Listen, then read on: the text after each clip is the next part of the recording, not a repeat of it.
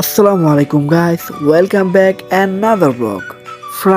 Friday মানে আমাদের মুসলিমদের জন্য ঈদের দিনের সমতুল্য। ফ্রাইডেতে স্বাদ অনুযায়ী কিছু খাওয়া এবং ভালো একটা প্লেসে বিকেলে ঘুরতে যাওয়া খুবই রোমাঞ্চকর। What it's with a friend on a Friday, এমনই একটা শুক্রবারে আমি আর সিয়াম চলে যাই নারায়ণগঞ্জের চাষারাতে। রোমাঞ্চকর প্রতিটি মুহূর্ত শেয়ার করব আজকের এই ভিডিওতে। বেশি কথা না বাড়িয়ে আজকের ভিডিওটি শুরু করা যায়।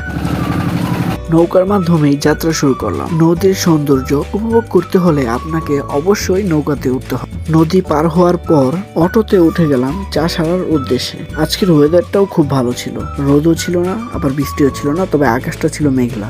জুম্মার নামাজ শেষ করার পরপরই আমি আর সিয়াম রওনা দিয়েছি চাষারার উদ্দেশ্যে। ৪৫ মিনিট রাস্তা অতিক্রম করার পর আমরা ফাইনালি চাষারাতে এসে পড়েছি।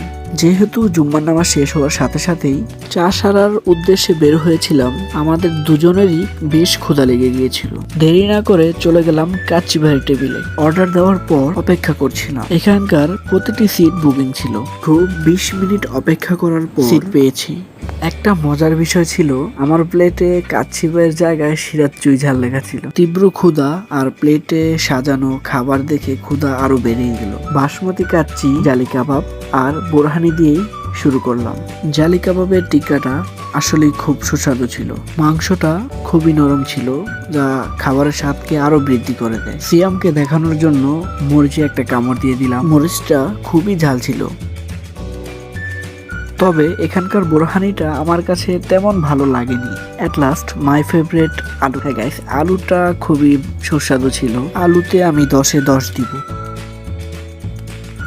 গাইস, খাবার খাওয়ার পর আমরা চলে গেলাম নারায়ণগঞ্জ গোলচক্করে। রিক্সায় উঠে পড়লাম নারায়ণগঞ্জ পুলে যাওয়ার উদ্দেশ্যে। খাওয়া দাওয়ার পর বিকালে ঘোরাটা খুবই রোমাঞ্চকর ছিল। আজকের ভিডিওটা এখানে শেষ করছি। দেখা হচ্ছে এই ভিডিওর নেক্সট পার্টে। ততক্ষণ পর্যন্ত আল্লাহ হাফেজ।